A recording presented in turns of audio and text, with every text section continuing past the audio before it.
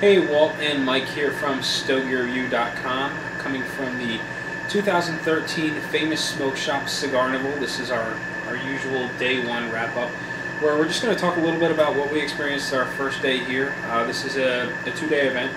The first day is for VIP members, and then tomorrow will be sort of everyone coming together, people with VIP passes that were here tonight, as well as people with single-day passes that were, that will be here tomorrow and tomorrow only. So, what do you think, Mike? Oh, I mean, I was, like I said, I even did my little video thing that we were doing. I really liked the VIP thing.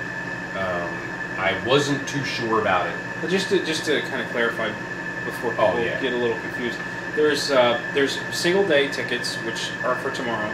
There's VIP tickets, which are today and tomorrow, and then there is sort of a modified VIP, which is like it's almost like getting your own private room. Right. And it was 40. There were only 40 people that could get those tickets, and it came out. I didn't honestly know. I don't know if you did or not, but I didn't know how they were doing it. They actually set it up with 4 different manufacturers and 10 people per. It's not like a room, but it's enclosed off like in the tent. It's kind of like a private box if you go to a sports game. Yeah, exactly. And they had sofas there, chairs there. You could just lounge around. The beer girls would come out and bring you the beer or whatever you wanted to drink. There were cigars that you could smoke. I was impressed by that. I mean, I really was. I think they went above and beyond what I thought was going to happen for that. And I was skeptical of this whole thing because of the cost. I mean, I don't know what single-day tickets cost. I think they're a little over $100. The VIP tickets are typically like $2-something, but this specialty ticket was something like $700 or $750. So it was a considerable jump in money for this sort of private, exclusive, reserved area within the whole party tent kind of thing. Yeah. So, when I started seeing the ticket prices, I was really skeptical. It seemed like a lot of money, and I wasn't quite sure what they were going to do. Initially, I thought they were just kind of going to cram in all of these, these 40 individuals into one sort of exclusive mini tent. But, seeing that they broke it apart by manufacturer, and from what I understood, everyone that reserved one of these booths or these private rooms or areas all seemed to know one another. So it was kind of a good group, kind of a group thing going on. So that's a new addition this year, and I was really impressed. I mean, the rooms are furnished, they're taking care of the guests, and it's sort of away from everything. It's you've got this big main food tent out front, and then there's the Drew Estate Casino, and then all the way in the back are these special rooms or these special tents. And so it's separate, it's quieter, there's not much traffic going by. They've got their own porta potties back there, so there's really no reason to leave unless you want to go get something to eat or whatever, going to meet a manufacturer or see something. And manufacturers seem to be rotating through, so it was pretty cool. Yeah, it was. It was just quiet. It was a lot quieter than in the main tent. The main tent. Now I call me an old fuddy-duddy, whatever you want to call me, but I just think it was just way too loud.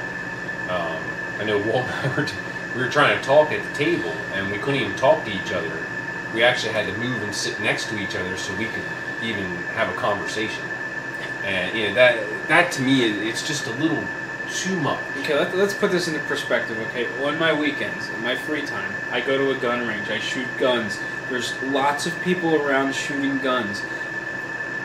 That was quiet in comparison to this tent. I mean, they had a variety of speakers set up, and they all seemed to be pointed right at my face. Yeah. And it was just incredibly loud. Mike and I were sitting a couple of seats apart at the food tent, and I'm like screaming at him, trying to have a conversation. I ended up moving my stuff and sitting right next to him, and still we're yelling back and forth to try to have a conversation. And that really sucked. I mean, it's nice to have that ambiance, the music going on. It's nice atmosphere, but when it's just so incredibly loud that you feel like you should be wearing hearing protection just to be in the tent, it gets to be overboard. Yeah, So, you want to be able to sit there and have a conversation with people or meet people and talk to people, without having to shout and scream at everybody just so that people can try to understand you when and the hear you. beer girl came around to ask me what I wanted to drink, I'm like throwing hand signals up at her because we're literally like this far apart and we're yelling at one another, and I can't understand what she's saying. She can't understand what I'm saying. I'm just finally, it's like whatever you have in that picture is what I want, and that was the end of it. So just obnoxiously loud. Yeah, it was. And really, that was the only thing. Now, the band that was playing when they had the live band, and when they had another band up front, I believe, at the beginning, they weren't as loud. The only thing that was loud was when they had that. It was like a DJ that was set up. Yeah. It was almost like competing. There was a live band set up at one end of the tent, and then there was a DJ at the other, and they would sort of trade off back and forth. Whenever the band took a break, the DJ picked up, and that's where all the sound was coming from. So because we were on the farther end of the tent, when the live band was playing, it was nice, but when the DJ picked up, it was way over the top. Yeah, it's like the second live band with the classic rock band. It was a nice, feeling inside the tent. We walked in, took pictures and things like that, and it just didn't seem like you would have to scream at people to talk to them. It was nice that way. So hopefully next year they can turn it down a little bit. I feel old all of a sudden. Yeah, I know. That's why I said it.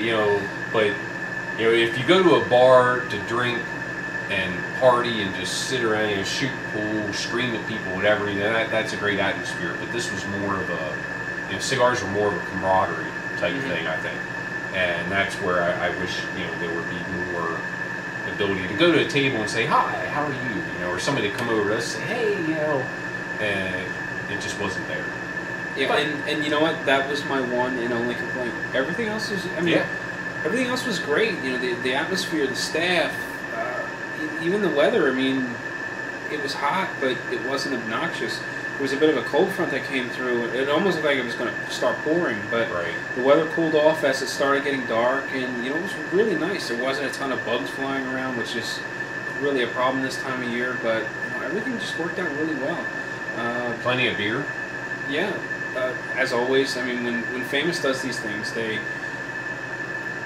when the beer starts flowing, it just doesn't stop until the end of the night. There's not like a cap where they've got so many barrels of beer, and then once they're done, they're done. They just keep trucking these things in, and tapping barrel after barrel after barrel, and I think that's one of the most appealing things about these all-inclusive sort of events. If you're hungry at the end of the event, or you didn't have enough to drink, it's no one's fault but your own. They're just taking care of you. There's always something there for you, and that's one of the really big points about this particular event that I like. It's great. They keep providing you with everything you need to have a good time. Right. Well, even like tomorrow, I'm looking forward to tomorrow, and we'll probably do our wrap up for tomorrow. But they'll have food pretty much all day. Beer all day. And now I was surprised. I don't believe the other years they always had the like the smaller what do you call them, like the microbrews. Yeah, the microbrews. This year they were actually they had bottles of Budweiser, Bud Light, just a couple different brands of beer that they were actually doing too. Which they didn't do that before, I don't believe. Yeah, I think last year and previous years they had maybe 4 different breweries that were there. Right. Founders was the only one that I saw that was doing their own beer. I think the distributor or the supplier in this case was like a distributor out of Allentown. I kept seeing the vans pull up, and I guess part of the deal there was they were serving bottles, and it makes sense. Not everyone likes that big heavy hoppy beer, or those microbrews that are very much different from something like Budweiser or Bud Light. And I think this appealed to the masses by offering a larger, more readily available product that you're going to see far more often than something like Founder's Breakfast Stout or something like that. And I think it went over well. We saw a lot of people getting the bottles of the beer, and people were getting bottles and then they would get a cup. It's like you could trade off and on. I just think that was a nice little added thing, just little touches like that. Just I think keep improving it, year after year. So, yeah, it was great. You know, the manufacturers were coming in. We got to see some of them. Now, not all of them were there today.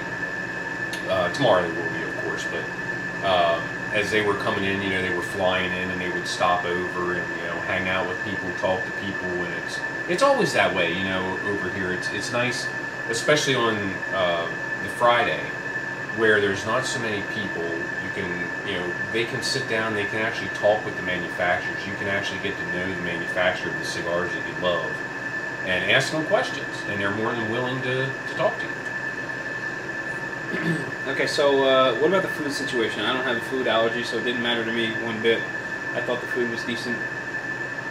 You don't do shellfish, and they had a lot of seafood. Yeah, they had seafood, so I wasn't very impressed with that. But I mean, the food was okay. I wasn't impressed by it. I don't know what was it. I guess a piece of steak and baked potato, which basically is what I had, because, you know, now they had the shrimp, they had clams? The clams, crabs.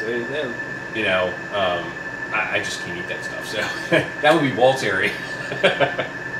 But yeah, I mean, you know, the food was decent. I'm more interested in what they'll have tomorrow.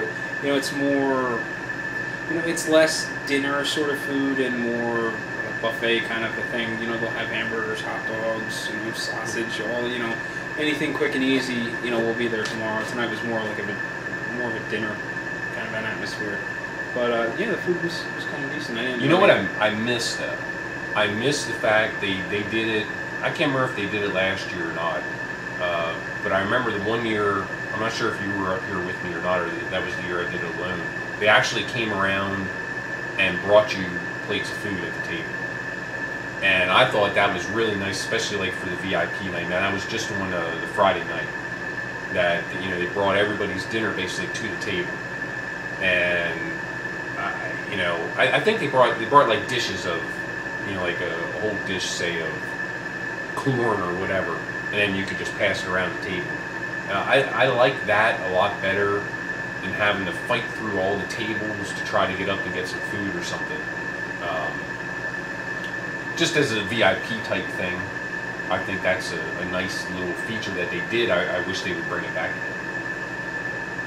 So, you know, there's really not a whole lot to talk about. You know, we covered the food, the beer, the VIP tents, which were awesome, by the way. You know, I'm just terrible with names. I don't remember the guy's name, but we hung out in his private room for a considerable amount of time, a couple of hours, I think, and, you know, just had a great time. He was very welcoming. You know, let us hang out. We talked for a while. We were talking to the guys from Olivo. Olivo was sponsoring that particular booth. We were in the Asylum booth for a little while too. Yeah.